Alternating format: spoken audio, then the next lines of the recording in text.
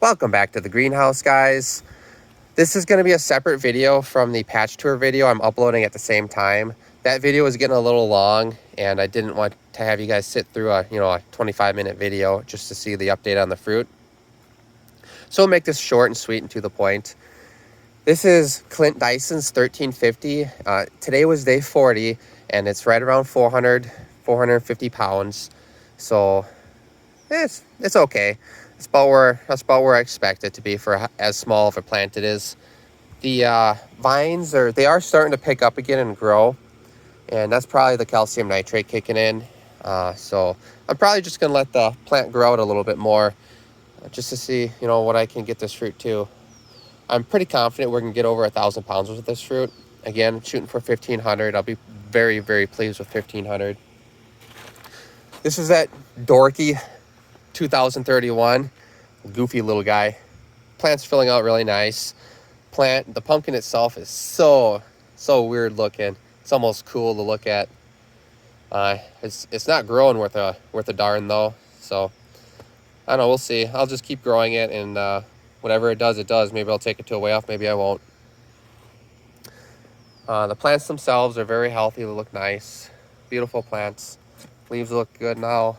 Definitely not nitrogen deprived anymore. This is my good 2031. I did deadhead the main, and from the main to the stump, you're looking at about 45 to 50 feet. The secondaries are deadheaded down here, and then from here to here, that's roughly 42 to 45 feet. So this plant is bigger than it looks. Again, it can be deceiving on camera, and this is a big plant. This is one of my bigger plants I've ever grown a fruit on.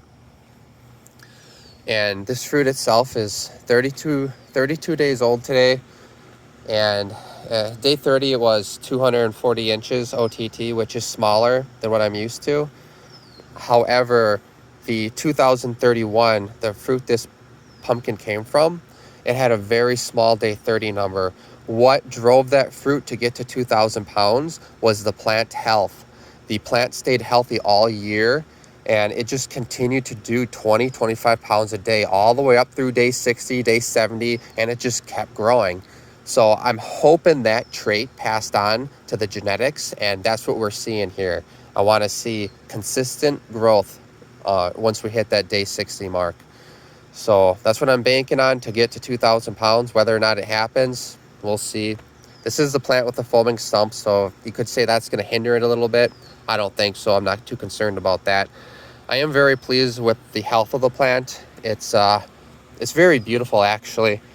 You'll see, I'll bring you back here by the first secondaries. You'll see there's very little signs of aging. The plant itself looks absolutely gorgeous. So we'll come right back here, and there's very little signs of aging. I mean, these are the very first secondaries. They look young. They're nice. That's what you're looking for. Over here, that's ideal.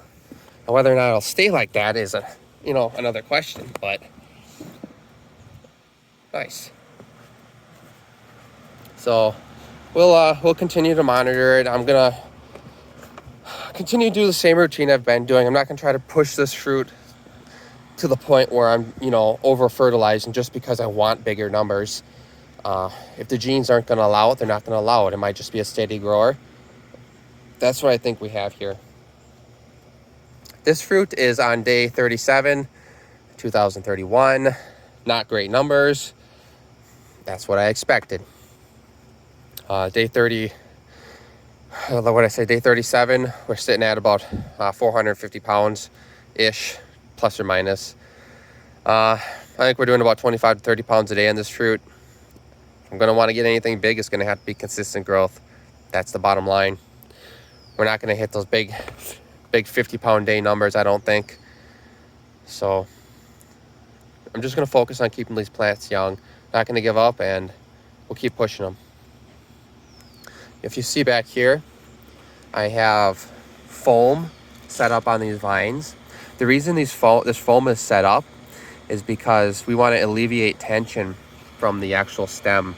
If there was tension on the stem would actually bend down as it grows, and you don't want that. You want to keep this stem straight.